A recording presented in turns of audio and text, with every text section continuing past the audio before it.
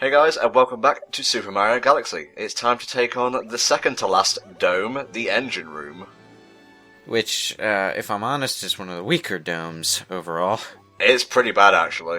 I don't have many good things to say about it.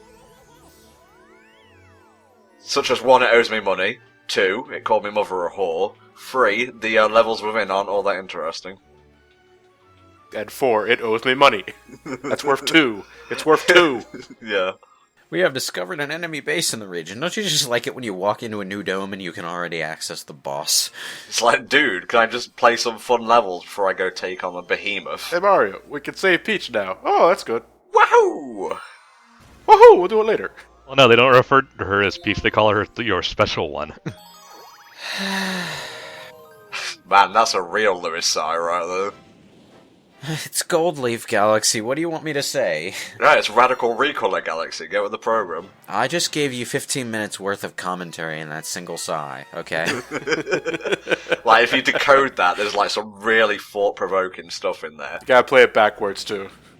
Gold Leaf Galaxy, I mean, if it's not obvious enough, folks, if you're just looking at it, it is a mirrored honey leaf. Honey hive, honey leaf, whatever. Either way, it is a blatant rehash of a galaxy that wasn't too far ago. There's like some certain unique bits here and there. Like there's some new planetoids, a maze thing here and there, some decent like wooden platforms that you can run on, like that go above the main planetoid. But other than that, yeah, it's just retreading golden brown ground. And that's very hard to say, actually. I mean, Golden Brown makes it sound like a baked good. This is something that always confused me about Mario Galaxy and Galaxy 2 as well. But why is it that that all of these levels are supposedly different galaxies, right? And yet you keep running into the same characters in multiple galaxies. Well, you know, in science fiction, it's not just Earth where humans live. Well, no, that's not the same species, the same characters, specifically individual people. Like Gold Leaf Galaxy and Honey Hive Galaxy are in different sectors of space, right? Yet you'll run into the same bee characters on both galaxies. Not just the same bee race, but the same individual bees, like the same bee queen. And you'll run into the same old-ass penguin motherfucker in, like, 3 different water levels. It's the same swimming coach penguin in, You don't know that. That could be a different person. He never gave you the name. You're a racist. You're a bee and penguin racist. No, sometimes when they talk to you, when you talk to them, they'll recognize you. Or they'll talk to you like you've met them before, or whatever, I think. Dig that grave, Lewis. I ain't listening to a word of your propaganda. It just confuses me is all. No dig up, stupid. Okay, that's enough passive aggressiveness for one day. We got to get the blue star chips. They'll take us to where we can actually catch a rabbit and get a power star. It's actually a pretty short mission if you know where all the chip pieces are. Yeah, that's the name of the game, knowing things beforehand.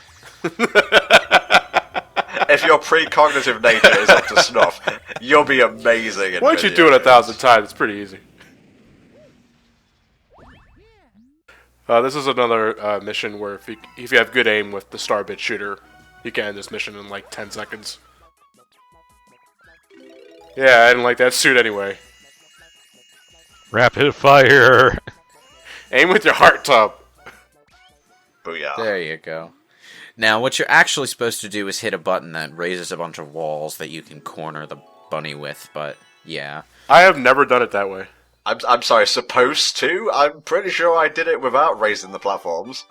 I mean, it's what the designers intended you to do it. It's not necessarily the only way. Okay. Get this space racist talking in absolutes. 64 no longer. I'm pretty sure that's how they conceptualized Gold Leaf Galaxy. You know, constantly turn Honey Hive until golden brown, and then call it Gold Leaf. Yeah, just put a sun next to it for like 20 seconds, boom. Put a level in the oven for 20 minutes. There you go. Oh, God. put beach ball in there until all the water evaporates. Boom, you got like a level with a massive pit in it. Of all the things to bring back from Sunshine, why did they bring back the cataquacks? I really don't understand that. After the events of Sunshine, all the residents of Gelato Beach just launched them into space. They didn't really pick a exact destination. They just wanted them gone. Hey, the only thing that can launch cataquacks are cataquacks themselves. They launched themselves into the other galaxy. Don't ask how they did that, though. Beak to the ground, ass in the air, whoosh, off they go. Oh, I thought you were gonna rhyme. Well, you gotta pay me for that, mate. I got special charges over here. Ah, damn it.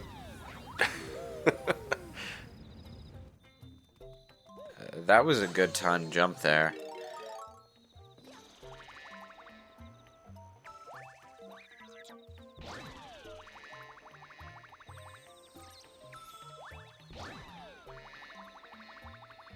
It is a small thing. It's cataquack launching combined with B Mario.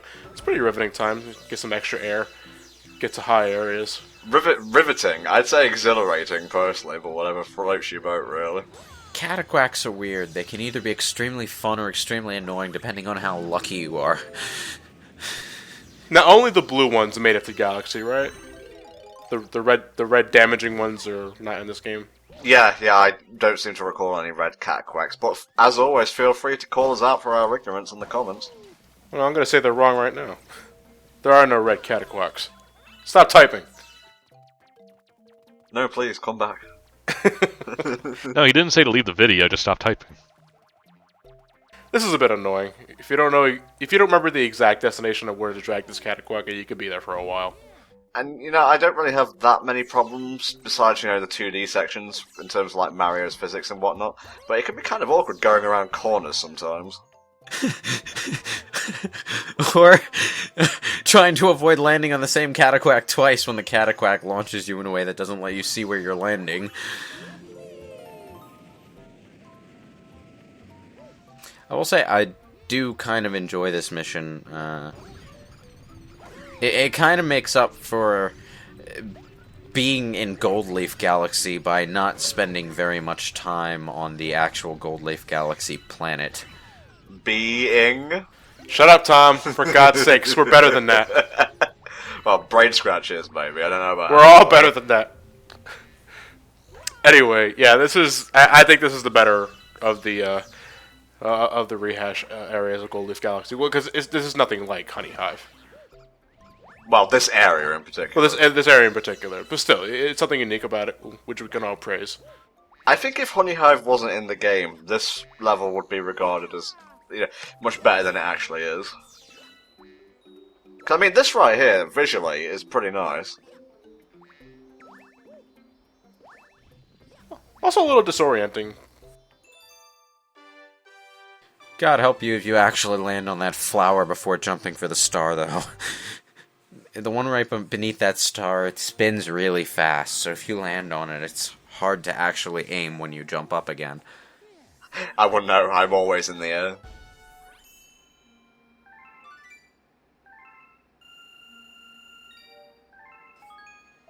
How many more stars before we can kiss this galaxy goodbye? Too many.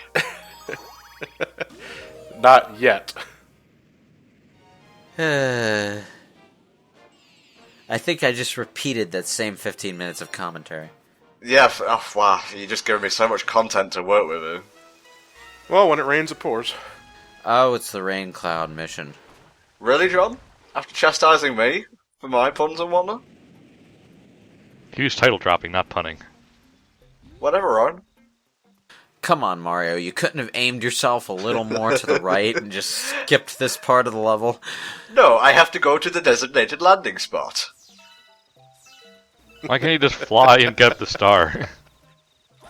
Always that conundrum in video games. That's not how the launch star works, I'm afraid.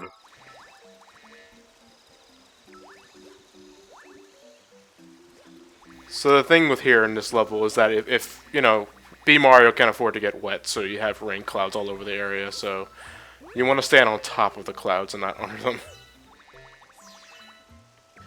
Yeah, I like how they have a rain cloud pouring down on top of a flower that only B Mario can stand on in the first place. It's like, you motherfuckers. What's the... What is the point of that flower even being there? This is a pretty fun area to long jump all over.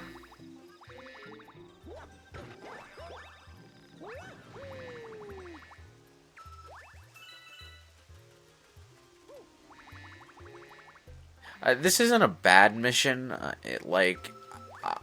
like the structure of it well enough. I just, you know, I'm not a big fan of spending a whole lot of time as B Mario. He's kind of slow paced for my liking. And as we all know by now, Lewis hates waiting. It's less about waiting and more about... You spend a lot of time flying around, and B Mario flies very slowly. That he does, that he does. It's nothing like a real bee. Like, if you've ever been outside and seen a bee flying around, you'll know they're really frickin' fast. Why can't we fly like a bee? Why can't we fly like a bee? Damn you, feeble human arms. If I ever see a bee that looks like B Mario, I'm freaking the fuck out for different reasons. That would be the easiest bee not to get stung by ever. Pretty easy, boss, this one, especially if you manage to keep the suit for all 3 rounds.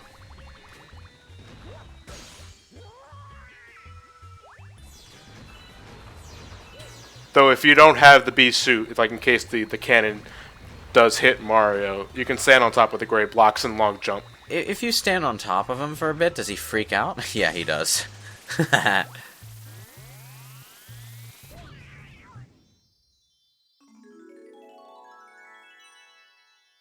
And that's that done. No, we still got the Comet Challenge and also the Secret Star to get. Of course. The ride never ends. Here was me, hoping that wouldn't happen until later. Well, we have to do it now or do it later. Might as well get it all done now.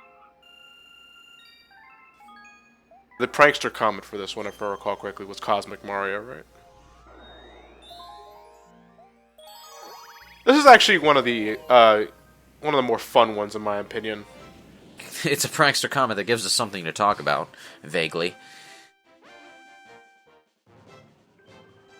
Well, I love long jumping in Mario games, so you get to utilize that a lot in this race. And again, for all of you long jumping aficionados, be sure to be holding the jump button down when long jumping, because you get a little extra distance when doing so. Ah, well, you see, I don't need tips like that because I am the greatest.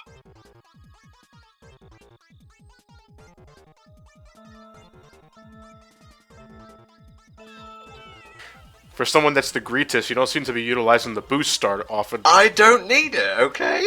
Sure you don't. That means you don't know how to do it. He's right. He's right, god damn it, he's right. I fucks with these long jumps though, or triple jumps, sorry. Damn it, now you got me fixated on the long jumps. Damn you, human psyche. Well, they really are fun to do. I like how they put 2 very conspicuous blocks over there, like, hey, idiot, long jump here. Hey, what you doing? This is the right way.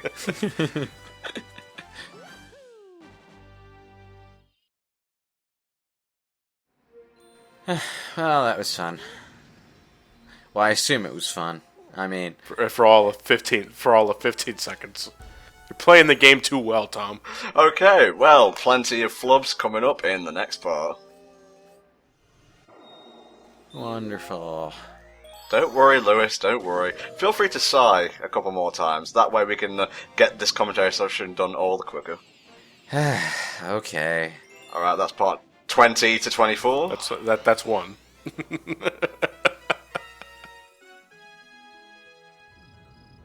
Oh, I even forgot where the hidden star is here. Oh, wait, this is the, how do I forget this one? This is the last star I was going after before Tom won the race. We call it John's Bane.